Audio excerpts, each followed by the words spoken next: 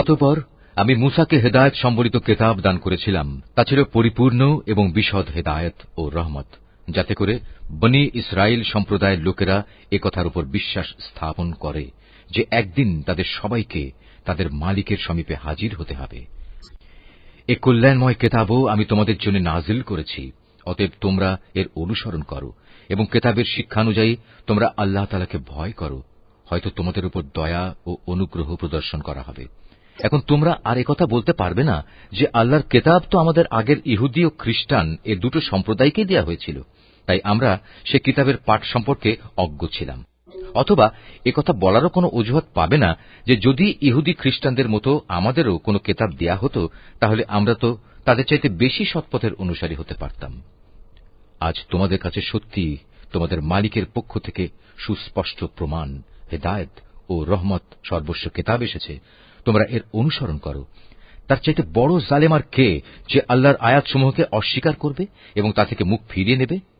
জেনে রেখো, যারাই এভাবে আমার আয়াত থেকে মুখ ফিরিয়ে নেয়, অচিরেই আমি তাদের এ জঘন্য আচরণের জন্য এক নিকৃষ্ট ধরনের শাস্তি দেব। সেদিনের প্রতীক্ষা করছে যে তাদের কাছে আসমান থেকে আল্লাহ তাআলার ফেরেশতা নাজিল হবে, কিংবা স্বয়ং তোমাদের মালিকই তাদের কাছে এসে তাদের হাতে কিতাব দিয়ে যাবেন, অথবা মালিকের পক্ষ থেকে কোনো নিদর্শনের কোনো অংশ এসে তাদের জান্নাত জাহান্নাম দেখিয়ে দিয়ে যাবে।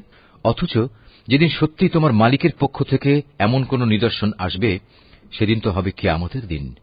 তখন যে ব্যক্তি এর আগে ঈমান আনেনি কিংবা যে ব্যক্তি তার ঈমান দিয়ে ভালো কিছু অর্জন করেনি, তার জন্য এ ঈমান আনাটা কোনোই কাজে আসবে না। হে মুহাম্মদ, তুমি তাদের বলো, ঠিক আছে, তোমরাও প্রতীক্ষা করো, আমিও প্রতীক্ষা করছি। যারা নিজেদের দিনকে টুকরো টুকরো করে নিজেরাই নানা দল উপদলে বিভক্ত হয়ে গেছে, তাদের কোনো দায়িত্বই তোমার উপর নেই।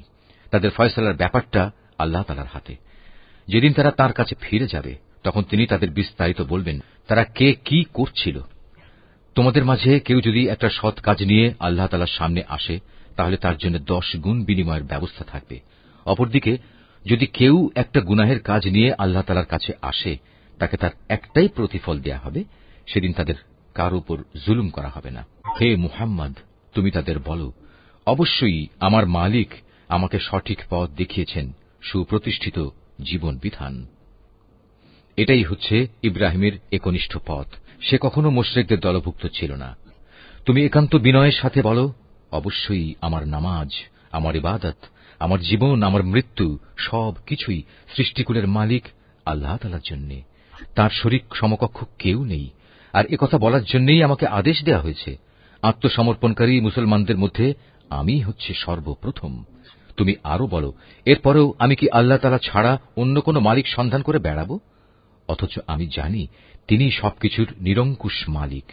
তার বিধান হচ্ছে প্রতিটি ব্যক্তি তার কৃতকর্মের জন্য এককভাবে নিজেই দায়ী হবে এবং কিয়ামতের দিন কোন বোঝা বহনকারী ব্যক্তি অন্য কোন লোকের পাপের বোঝা বহন করবে না। অতঃপর একদিন তোমাদের সবাইকে তোমাদের আসল মালিকের কাছে ফিরে যেতে হবে। সেদিন আল্লাহ তাআলা তোমাদের সে সব কিছুই জানিয়ে দেবেন। দুনিয়ার জীবনে যা নিয়ে তোমরা মতবিরোধ করতে, তিনি সে মহান সত্তা।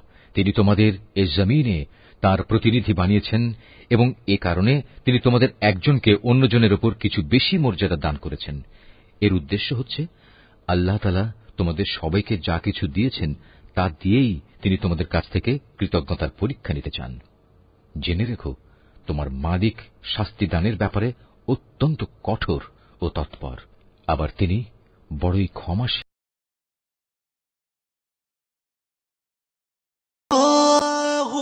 আল্লাহু আল্লাহু আল্লাহ, তুমি রহিম, তুমি রহমান, তুমি যে জব্বার। আমি তোমার নাফরমান বান্দা, বড়ই গুনাহগার। আল্লাহু আল্লাহ